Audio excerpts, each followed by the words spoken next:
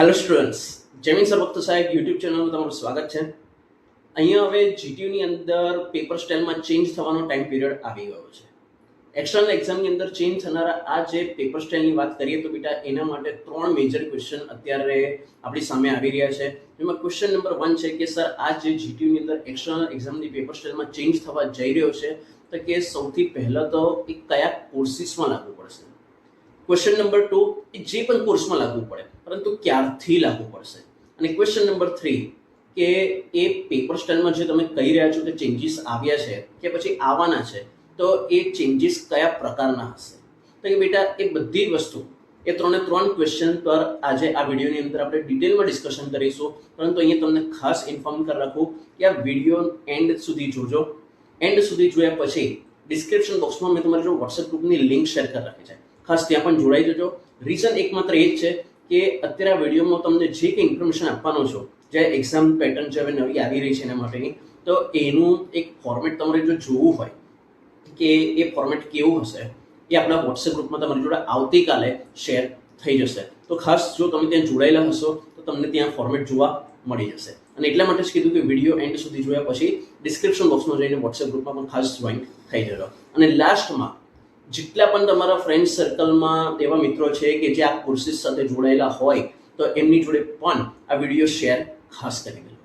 સૌથી પહેલો ક્વેશ્ચન છે તો કે જે આપણે વાત કરી કે આ કયા કોર્સમાં લાગુ પડશે. જીટીયુની અંદર જો બેટા તમે ડિગ્રી એટલે કે બીના કોર્સમાં છો તો કે જેની અંદર નોર્મલ જે ડ્યુરેશન હોય છે એ સેમેસ્ટર 1 થી મળીને સેમેસ્ટર 8 સુધીનું હોય છે. પરંતુ હાલમાં જે કહેવામાં આવ્યું છે કે સેમેસ્ટર 5, 6 અને 7માં આ નવી પેટર્ન જે છે એ લાગુ પડશે. તો હવે એ રેગ્યુલર એક્ઝામ હોય કે રેમિડિયલ સેમેસ્ટર 5, 6, 7માં એ લાગુ પડવાનું છે. સેમેસ્ટર 1, 2, 3 અને 4 ની અંદર શું તો પછી તો એ સેમેસ્ટર 1, 2, 3, 4માં તો બેટા અત્યારે જે પેટર્ન ચાલે છે 3, 4 અને 7 માર્ક્સ વાળી એ જ રહેશે. પરંતુ અહીંયા પછી એ વિદ્યાર્થીઓ વિચારે કે અમારે પછી આ વિડીયો જોઈને કોઈ મતલબ નથી, તો બેટા એ તમારી બહુ મોટી ભૂલ રહેશે. રીઝન એટલા માટે કારણ કે અત્યારે ભલે તમારે 3, 4, 7 વાળી પેટર્ન ફોલો કરવાની છે, પરંતુ થોડા ટાઈમ પછી જ્યારે તમે સેમેસ્ટર 5માં એન્ટ્રી લઈ લેશો તો ત્યારે તમારા માટે આ નવી અપડેટેડ પેપર સ્ટાઇલ રહેશે. તો તમને અત્યારથી ખ્યાલ હોવો જોઈએ કે અમે અત્યારે જેની અંદર સ્ટડી કરી રહ્યા છે અને આવનારા ટાઈમની અંદર અમારે જે પેપર સ્ટાઇલ ફોલો કરવાની છે બેમાં શું ફરક છે, તો અત્યારથી તમે એ રીતે પોતાને પ્રિપેર કરી શકો. જે રીતે મેં તમને અત્યારે કીધું કે બેટા સેમેસ્ટર 5, 6, 7 ત્રણેયની અંદર કારણ કે 8ની અંદર તો તમારી ઇન્ટર્નશિપ હોય છે, મતલબ કોઈ સબ્જેક્ટ હોતો જ નથી. એટલે સેમેસ્ટર 5, 6, 7ની અંદર રેગ્યુલર રેમિડિયલ કોઈ પણ પેપર હોય આ નવી પેપર સ્ટાઇલ રહેશે. મતલબ કે કોને લાગુ પડશે એ તો તમને ખ્યાલ આવી ગયો. અને ફરી અહીંયા મેન્શન કરી દઉં છું, જીટીયુની અંદર ડિગ્રી એટલે કે બીના કોર્સવાળા વિદ્યાર્થીઓ માટે છે. સેકન્ડ ક્વેશ્ચન કે સર આ જે પેપર સ્ટાઇલ છે ક્યારથી લાગુ પડશે. કારણ કે જ્યારે પણ આ સર્ક્યુલર આવ્યું હતું ત્યારે ઘણા બધા વિદ્યાર્થીઓને એવો ડાઉટ હતો કે આ જે પેપર સ્ટાઇલ છે એ હવે જે રિસન્ટ એક્ઝામ આવશે લગભગ મે, જૂન, જુલાઈથી ત્યારથી લાગુ પડી જશે. કારણ કે જીટીયુ સર્ક્યુલર બહાર પાડી દીધું છે એટલે. પણ કદાચ બેટા તમે જો ત્યાં ધ્યાનથી જોયું હોય એ લોકોએ વિન્ટર 2026 લખ્યું છે. આ જે તમારી એક્ઝામ હશે સમર 26ની હશે. વિન્ટર 26 મતલબ કે જે આપણી નવેમ્બર, ડિસેમ્બર કે જાન્યુઆરીની એક્ઝામ આવશે ને તો ત્યારથી એ લાગુ પડવાનું છે. પરંતુ અત્યારથી જો તમે એ સમજી ગયા હશો તો ત્યારથી તમને અઘરું નહીં પડે. એટલે ખાસ સમજી લેજો કે જીટીયુમાં કેવા ચેન્જીસ હવે આવવા જઈ રહ્યા છે. નંબર 3 આપણે વાત કરીએ તો કે બેટા હવે આ જે ચેન્જીસ છે એ કઈ રીતના છે.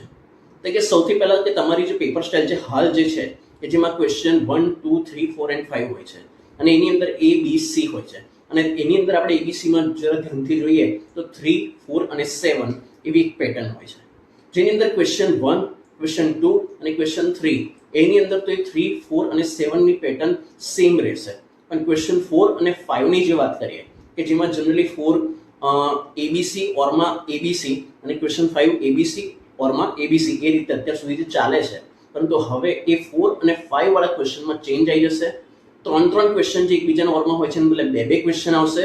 અને જે 3, 4, 7 વાળા આવતા હતા એને બદલે બની શકે કે એ 9 અને 5 ના હોય કારણ કે ટોટલ 14 થઈ ગયું, કાં તો 10 અને 4 ના હોય તો એ ટોટલ 14 થઈ ગયું, કાં તો બંને ક્વેશ્ચન 7-7 માર્કના હોય.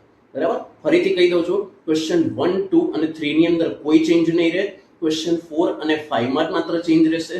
અને એની અંદર 3, 4, 7 ને બદલે કાં તો બંને ક્વેશ્ચન 7-7 ના કરી દેવાય કાં તો 9 અને 5 ના કરાય, કાં તો પછી 10 અને 4 ના કરી દેવાય. આ રીતના ચેન્જીસ એમાં લાગુ પડશે. હવે આ જે પેપર સ્ટાઇલનું ફોર્મેટ છે, જો તમારે ચેક કરવું હોય, આવતીકાલે આપણા વોટ્સએપ ગ્રુપની અંદર એ મુકાઈ જશે. ખાસ ડિસ્ક્રિપ્શન બોક્સમાં જઈને આપણા વોટ્સએપ ગ્રુપની અંદર જોઈન થઈ જાઓ.